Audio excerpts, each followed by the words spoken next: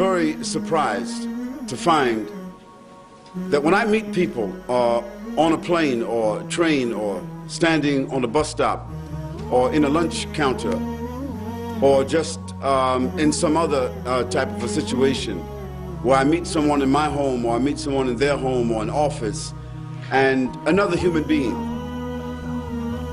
and we're talking about different things,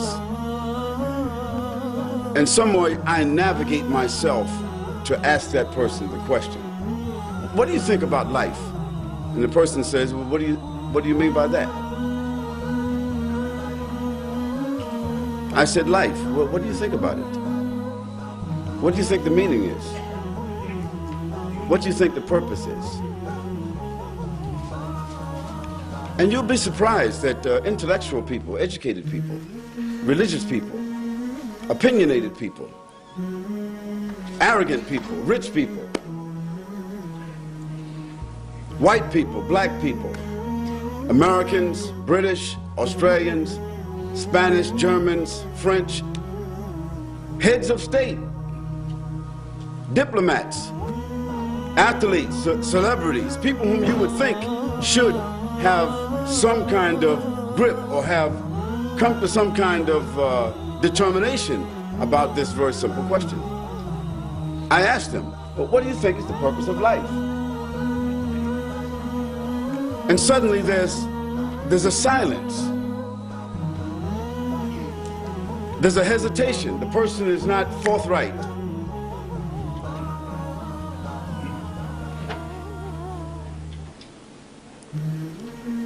And I always remind myself, and I always remind the person that this is not a religious question. It's not a philosophical question. It's not a dialectical question. It's not a tricky question. It's a very simple, straightforward question. And if you haven't answered it, if you haven't reconciled it within yourself, if your set of values, you haven't reconciled that question for yourself to be able to answer it straightforward, like you would if I asked you your name, then there's a problem. And you need to think about that problem, you need to work it out. Because every human being needs to answer that question, at least for themselves. And they need to answer it objectively, not just subjectively, as it applies to me, my opinion. What do you think is the purpose of life for all human beings? Because when human beings start to think about that question, it's an all-inclusive question. And you can't just ask that question for yourself, because there are others involved in life.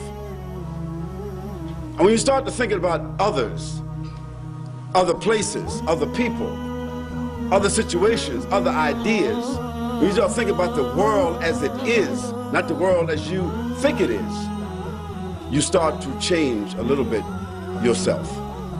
You start to move outside of yourself. You start to take in a whole lot of other considerations.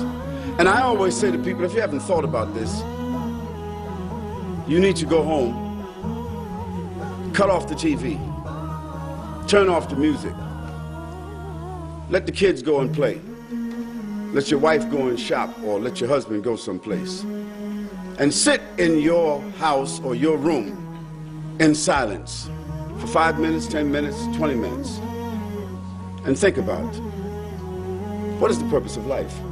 Because when you start thinking about that question, you take the first steps, just like a child takes their first steps in life. You start taking the first steps to balancing and reconciling probably the most important question for the human being. Now, this is not a question that cannot be easily defined. It can be. If you turn to any one of the many dictionaries that would be available in an institution like this, or a public library, or available in your home or your office, the terminologies have been defined already. So it's not rocket scientists. It's not rocket science here. The word purpose generally means aim, objective, underlying reality, goal, determination, reason, and intent. Now that's very powerful. The word life, one of the most powerful words that explain life, that's unfathomable. You can't even really, when you say the word, you can't even think of really what it means. Existence. Now, how do we think about existence? Is it vertical? Is it horizontal? What's the depth to it? What's the diversity of it? How far is it? How many kinds of creatures does it involve? What kind of substances? Where? How? When? Who's behind it? How did it come about? Such a profound word, existence. The phenomena of the world, the term of a human being's existence before what we call death. Death.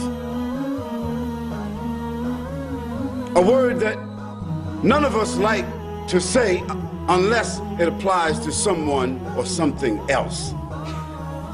We can manage to say someone has died.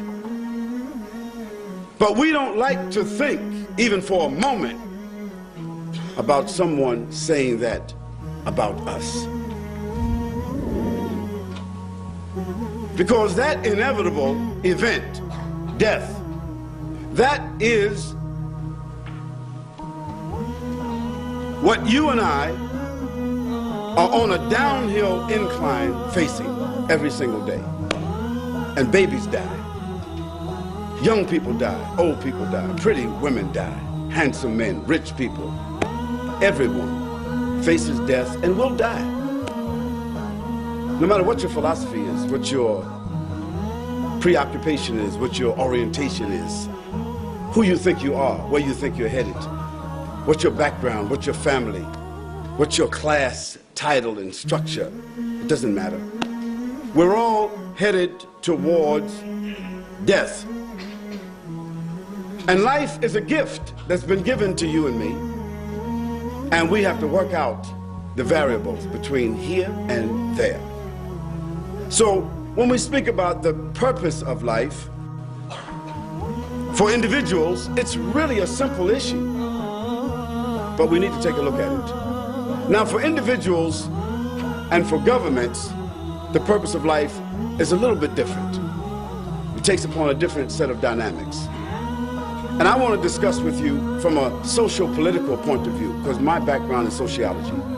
And so it means I study behavior. I study the behavior of governments, civilizations, societies. I study the behavior of individuals. That study of behavior helps me to understand when something is here and you study the evolution of it, where it has come from, you get an understanding of where it is headed. And you start to see things to be almost the same. And when we talk about life, the life of a person, whether their life expectancy or their life anticipation, their life involvement, for all human beings, it's basically the same. Now, you might eat a little more fancy food than somebody that's living in Rwanda. You may live in a little more fancy house than someone that's living in Somalia or Afghanistan. You may have a little bit more choice of clothing when you open up your closet than someone that might be living in the Amazon. But when you're sick, sickness is the same, and your response to sickness is the same as those people that we just talked about. And when you have trauma in your life, tragedy in your life, you respond to it the same as those people. As a matter of fact, when people have been undergoing trauma on a daily basis, they deal with it better than what you and I will deal with it when it comes to us.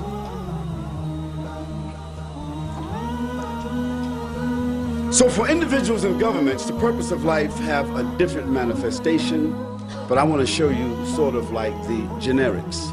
of how they both function. Because one of our philosophers, historians, that some of you may have heard his name is Ibn Khaldun. He's called the father of history. He's the first one that interpreted history according to human behavior. He said that the cycle of life for individuals, the cycle of life for governments and civilizations are the same as the cycle of life for human beings. There's a gestation period, and then they're born. And after they're born, they begin to recognize, walk, speak. They start to adopt and realize their own personality. We're talking about individuals, we're talking about governments, societies.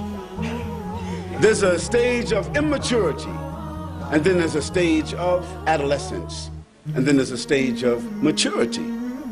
Then there's a stage in which most of their strengths, their faculties start coming into focus, and they reach an apex in their life.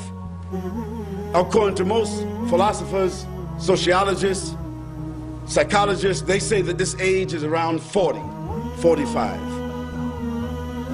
For governments and societies, it's just about double that. Then they start to realizing and understanding the values and the dynamics of life a little bit more than they did when they were 30 and 20, because now they have reached the top of the hill and they start looking down.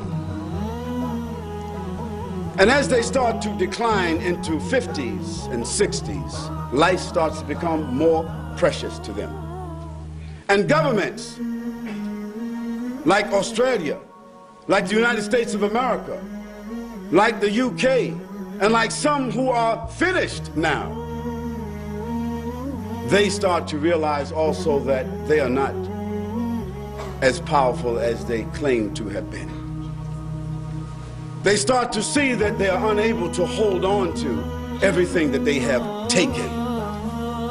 They start to see that the world does not revolve around them. They start to realize that they cannot exist without the collaboration and the cooperation of other individuals, of other governments, of other people. They start to realize this. And inevitably, individuals, like governments, soon become dependent upon others.